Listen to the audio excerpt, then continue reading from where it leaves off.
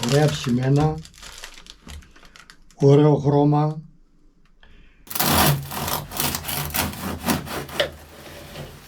Γεια σας φίλοι μου καλοί, καλημέρα σας. Ο φίλος Μάνος Καρμύρης μου έγραψε το εξής μήνυμα σε σχέση με το ψωμί. Το ψωμί με ιστορία τουλάχιστον 7.000 ετών είναι ντροπή να το αγοράζετε με αμφιβόλου ποιότητος υλικά. Και παρακάτω μου γράφει την συνταγή του και τον τρόπο εκτέλεσης, τον οποίο θα ακολουθήσω σήμερα επίσης κατά γράμμα. Πάμε να φτιάξουμε μαζί ένα πάρα πολύ ξεκούραστο ψωμάκι με αγνά υλικά και με πολύ λίγο κόπο. Απλώς θα του δώσουμε λίγη ώρα να ξεκουραστεί και να οριμάσει. Και ένα φρέσκο ψωμί ζεστό που θα το βγάλουμε από το φούρνο και θα μας χωμυρίζει, θα πρέπει και με κάτι να το συνοδεύσουμε. Μία πολύ καλή φίλη του καναλιού από τα Ψαχνά Ευβοίας μου έστειλε ρεβίθια. Ρεβίθια από το μαντούδι Ευβοίας. Ήδη τα έχω δοκιμάσει, γι' αυτό βλέπετε λείπουν κάποια και είναι φανταστικά. Γι' αυτό θα φτιάξουμε και μία κλασική σούπα ρεβίθια σήμερα, την οποία θα την απολαύσουμε με το ψωμάκι μας. Πάμε να ζυμώσουμε και να μαγειρέψουμε. Τα ρεβίθια τα είχα βάλει από χθες στο μουσιό που έλεγε και η μάνα μου. Βάλουμε τα ρεβίθια σε μια κατσαρόλα και θα τα σκεπάσουμε με νερό και θα τα αφήσουμε να μουλιάσουν τουλάχιστον μία νύχτα. 12 με 18 ώρες ανάλογα τα ρεβίθια. Έχουν μείνει στο νερό σίγουρα 14 ώρες. Έτσι ακριβώς. Ήδη είναι μαλακά. Πολύ βραστερά και χυλωμένα γίνονται τα ρεβίθια από το μαντούδι. Ευχαριστώ πολύ την καλή φίλη από τα Ψαχνά Ευβοίας που δεν θέλει να ανακοινώσω το όνομά της. Να είναι καλά. Αυτά τώρα θα τα βάλουμε σε ένα τρυπητό, θα πετάξουμε αυτό το νερό και θα τα ξεπλύνουμε κάτω από τρεχούμενο νερό. Αφού τα ξεπλύναμε καλά θα τα ξαναρίξουμε πίσω στην κατσαρόλα, θα τα σκεπάσουμε με νεράκι, 2 δάχτυλα πάνω από τα ρεβίθια το νερό και θα τα βάλουμε να βράσουν από τη στιγμή που θα αρχίσουν να κοχλάζουν για 10 λεπτά. Μετά θα το πετάξουμε αυτό το νερό και θα σκουπίσουμε την κατσαρόλα. Στο πρώτο βράσιμο θα ρίξουμε μέσα και ένα φύλλο δάφνης και ένα μικρό κλωναράκι δενδρολίβανου. Φυσικά και θα τα ξαφρίζουμε όσο βράζουν.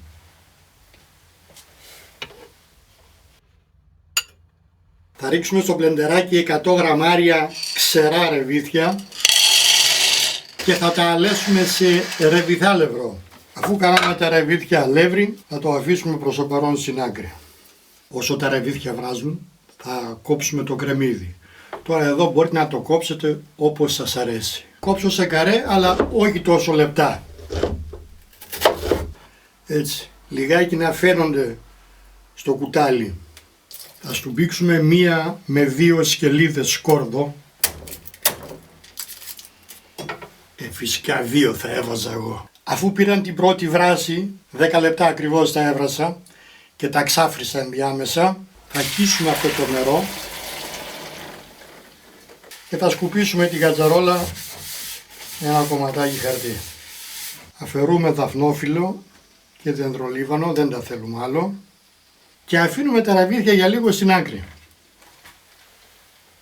Θα βάλουμε το μάτι στη φωτιά και θα ρίξουμε μέσα στην κατσαρόλα λίγο ελαιόλαδο, το μισό της συνταγής. Και σήμερα θέλω να κάνω ένα πείραμα. Εδώ έχω το αλεσμένο ρεβιθάλευρο. Θα ρίξω 3 κουταλιές της σούπας μέσα στο λάδι και θα το καβουρτίσω. Όχι για πολλή ώρα, ίσα ίσα να πάρει λίγο χρώμα. Μόλις αρχίσει και τσιγαρίζεται θα ρίξω μέσα και το σκόρδο.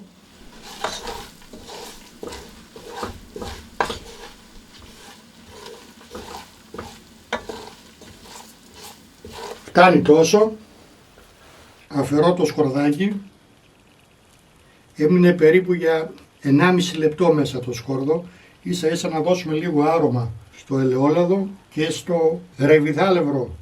Πείραμα κάνω, θα δούμε αν θα πετύχει. Μέσα στο καβουρτισμένο ρεβιθάλευρο Θα ρίξω και τα κρεμμύδια, αν και δεν το συνηθίζω αυτό, τα κρεμμύδια δεν τα τσιγαρίζω για τα ρεβίθια σούπα, μια και τώρα έχω τσιγαρίσει το ρεβιθάλευρο, θα τα ρίξω και αυτά ίσα ίσα να λαδώσουν λιγάκι.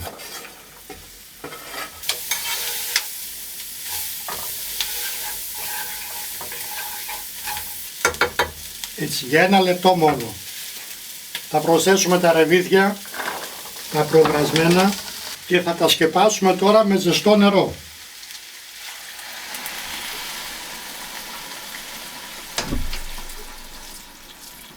Το νερό να είναι 2 δάχτυλα πάνω από τα ρεβίθια. Ανάλογα πόσο βραστερά είναι τα ρεβίθια σας, θα σας πάρει 1 με 2 ώρες το βράσιμο. Σιγανή φωτιά, αργά αργά, στο μισό βρασμό θα προσθέσω το υπόλοιπο ελαιόλαδο, αλάτι και πιπέρι. Φυσικά όποιος θέλει να τα κάνει και λίγο καυτερά, ρίχνει μέσα και λίγο μπούκοβο. Γράφει λοιπόν ο φίλος ο Μάνος. Σας λέω τη συνταγή ακριβώς όπως μου την έγραψε. Από εκεί και πέρα κανονίστε εσείς την ποσότητα που θέλετε να φτιάξετε. Εγώ θα κάνω 1 κιλό αλεύρι. Στον κάδο της κουζινομηχανής ρίξτε 240 γραμμάρια νερό, 8 γραμμάρια ξηρή μαγιά, 400 γραμμάρια αλεύρι και 8 γραμμάρια αλάτι. Αυτά είναι τα υλικά. Με το εξάρτημα που μοιάζει με γράμμα κάπα λοιπόν ζυμώνεται για μισή ώρα. Τώρα δεν ξέρω ο Μάνος ποιο εννοεί κάπα. Εγώ θα χρησιμοποιήσω το γάντσο γιατί με αυτό ζυμώνω συνήθως τα ζυμάρια μου. Το αλεύρι μου είναι σκληρό αλεύρι, για όσους ζουν στη Γερμανία είναι τύπου 550. Στο αλεύρι θα ρίξουμε τη μαγιά και το αλάτι. Θα τα ανακατέψουμε. Εδώ τώρα θα προσθέσουμε το νεράκι σε θερμοκρασία δωματίου και θα το ζυμώσουμε σε μέτρια ταχύτητα για μισή ώρα, ακριβώς 30 λεπτά με το ρολόι. Έτσι γράφει ο φίλος ο Μάνος. Αυτό σημαίνει ξεκούραστα. Ακριβώς μισή ώρα ζύμωσα με το γάτζο. Έχουμε ξυπνήσει όλη τη γλουτένη τώρα από το λίθαργο. Το ζυμάρι δεν κολλάει καθόλου. Είναι πολύ εύφλαστο και μαλακό. Εγώ έχω φτιάξει 2,5 φορές την ποσότητα που μας γράφει ο Μάνος. Θα σας γράψω δηλαδή τα υλικά και για 1 κιλό αλεύρι. Εγώ έβαλα 1 κιλό. Έχω χωρίσει λοιπόν τώρα την ποσότητα όπως μας την γράφει ο Μάνος. Είναι αυτά τα 2 μεγαλύτερα κομμάτια και αυτό εδώ είναι άλλο μισό. Άρα παίρνω τώρα το ένα το ψωμάκι, του δίνω λίγο μακρόστενο σχήμα και γράφει ο Μάνος. Βάζετε αντικολλητικό χαρτί σε μία μακρόστενη φόρμα και τοποθετείτε τη ζύμη μέσα. Τη βάζετε στο φούρνο, στο κάτω σημείο, γυρίζοντας τον θερμοστάτη στους 50 βαθμούς και αφήνετε να φουσκώσει για 1 ώρα. Μέσα στο φούρνο θα τα έχω σκεπασμένα με μία λαδόκολλα. Θα κλέψω λίγα ρεβίθια όσο είναι μισοβρασμένα. Μετά από μισή ώρα βράσιμο τα ρεβίθια θα ρίξουμε μέσα το υπόλοιπο ελαιόλαδο, αλάτι και πιπέρι, προαιρετικά και μπούκοβο αν το θέλετε καυτερό. Εγώ θα ρίξω αυτή την καυτερή πιπεριά μέσα, είναι μια χαρά, την οποία θα τη χαράξω μια φορά. Έτσι. Στα ρεβίθια που έκλεψα θα ρίξω λίγο αλατάκι, είναι τελείως ανάλατα. Θα ρίξω λίγο πιπεράκι, κρεμμυδάκι ψιλοκομμένο φρέσκο, μπόλικο, λίγη καυτερή πιπεριά για μένα ή μπορείτε να βάλετε μπούκοβο, ελαιόλαδο φυσικά, λεμονάκι, μπόλικο λεμονάκι και λίγο μαγιανό ψιλοκομμένο και ό,τι άλλο νομίζετε. Θα το ανακατέψουμε και ο τσιπουρομεζές είναι έτοιμος. Φτωχός σήμερα, αλλά δεν πειράζει, για ένα τσιπουράκι μια χαρά είναι. Ώσπου να βράσουν τα ρεβίθια, να ψηθεί το ψωμάκι, προλαβαίνουμε να πιούμε ένα τσιπουράκι. Στην υγεία μας. Ψωμάκι δεν έχω, ακόμη δεν ψήθηκε, αλλά δεν πειράζει.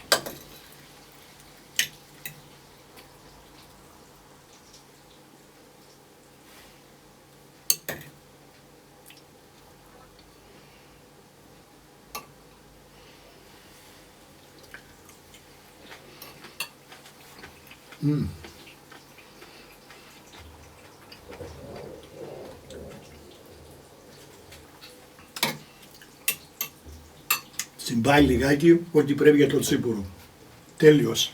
Μετά από μία ώρα σε θερμοκρασία περίπου 50 βαθμών μέσα στο φούρνο, σκεπασμένα με το αντικολλητικό χαρτί, γράφει ο φίλος ο Μάνος, όπως είναι στο φούρνο, ανεβάζουμε τη θερμοκρασία στους 150 βαθμούς χωρίς να τα βγάλουμε έξω και ψήνουμε για μία ώρα. Εγώ όμως τώρα θέλω να τα δώσω εδώ πέρα λίγο σχήμα, τα έβγαλα στα γρήγορα και θα μπουν αμέσως στο φούρνο. Θα τα περάσω πρώτα με λίγο νεράκι, θα τα ψεκάσω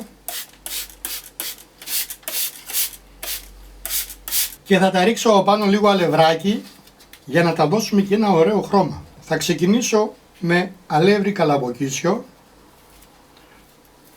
Αλεύρι λευκό θα ρίξω στο μικρό, αλεύρι κανονικό από σιτάρι, και αλεύρι ολικής σικάλεως θα ρίξω στο επόμενο, για να δούμε μετά πώς θα είναι τα χρώματά τους μετά το ψήσιμο. Θα πάρω μια καινούρια λάμα και θα τα χαράξω. Μπορούμε τώρα να τα χαράξουμε σε ό,τι σχήμα θέλουμε. Αυτό θα γίνει ένα κλασικό έτσι, περίπου 1/100 βάθος χαράζουμε. Αυτό θα το κάνω ένα διαφορετικό κόψιμο.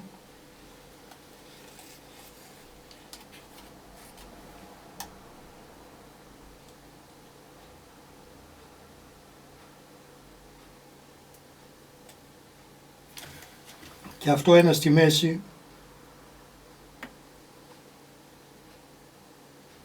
Και χωρίς καθυστέρηση πάμε στο φούρνο, στο κάτω ράφι του φούρνου, 150 βαθμούς, αρχικά σκεπασμένα με τη λαδόκολλα, για τα πρώτα 3 τέταρτα. Και το τελευταίο 15 λεπτό θα την αφαιρέσουμε.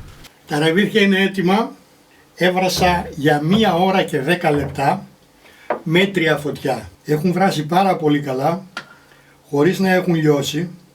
Είναι φανταστικά τα ρεβίθια από το μαντούδι. Εγώ τα ρεβίθια τα θέλω όπως ακριβώς βγαίνουν από τη φωτιά. Δεν τη θέλω τη σούπα πιο πηχτή.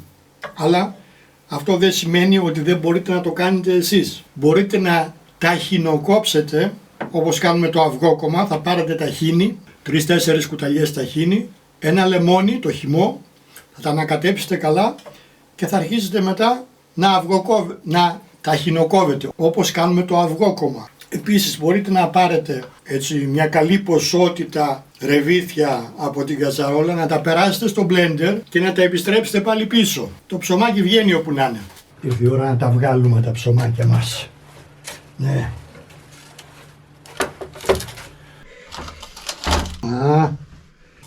Ωραία ψημένα, ωραίο χρώμα, διχρωμία με το αλεύρι. Εδώ λίγο κυτρινίζει που είναι το καλαμπόκι. Μια χαρά, μια χαρά. Θα τα βγάλουμε από τις φόρμες και θα τα τοποθετήσουμε πάνω σε σχάρα, να μην μητρώσουν από κάτω. Ωραία ψημένο και από κάτω. Θα τα σκεπάσουμε και θα τα αφήσουμε να ξεκουραστούν τουλάχιστον 15 λεπτά. Το χρειάζονται. Στο δικό μου φούρνο έψησα 1 ώρα και 5 λεπτά. 150 βαθμούς αντιστάσεις. Το άφησα πάνω από μισή ώρα και ξεκουράστηκε το ψωμί. Μου κάνει εντύπωση ότι δεν ξεράθηκε η κόρα, παρόλο που δεν ψήθηκε στη γάστρα. Θέλω να δω πως είναι από μέσα.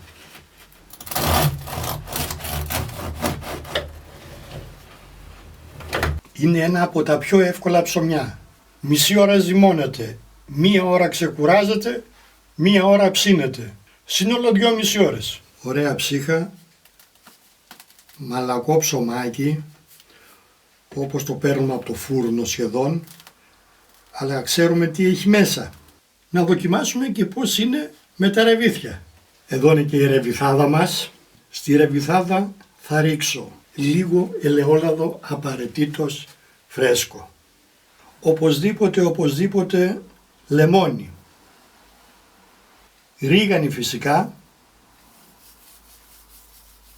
Και επειδή η πιπεριά η καυτερή που έριξα μέσα ήταν μούφα, θα ρίξω από πάνω και λίγο μπούκοβο. Λίγο. Άρα ακόμη λίγο. Έτσι. Τώρα νομίζω πως μπορούμε να δοκιμάσουμε τα ρεβίθια από το μαντούδι που έστειλε η καλή φίλη από τα ψαχνά Ευβίας και είναι πάρα πολύ βραστερά, φετινή σοδιά, φυσικά με φρέσκο ψωμάκι, άλλο πράγμα.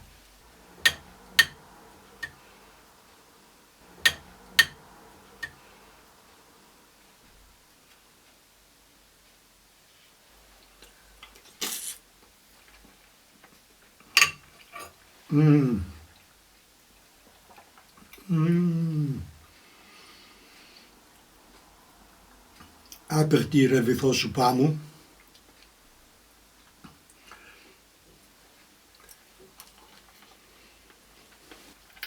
Πάρα πολύ ωραίο το ψωμάκι που μας έστειλε ο φίλος ο Μάνος ο Καρμύρης.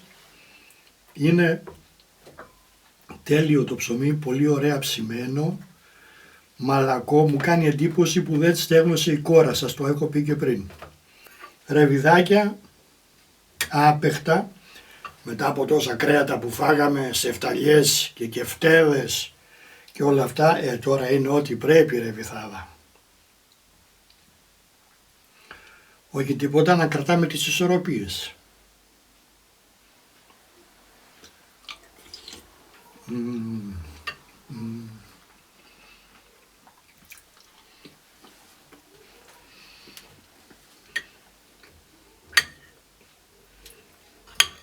Στο βάθος νιώθω λιγάκι τον δεντρολίβανο και τη δάφνη. Σε συνδυασμό με όλα τα υπόλοιπα είναι μια φανταστική σούπα, θρεπτική σούπα, ό,τι καλύτερο μπορούμε να φάμε για αποτοξίνωση. Το πείραμα με το ρεβιθάλευρο δεν πέτυχε όπως το ήθελα, αλλά δεν παίζει κανένα ρόλο, δεν έχει αλλοιώσει τη γεύση καθόλου. Γεια σας φίλοι μου, να είστε καλά, να περνάτε καλά. Τα λέμε πάλι την επόμενη φορά. Και όπως πάντα, με αγάπη, Παππούς Τάσος.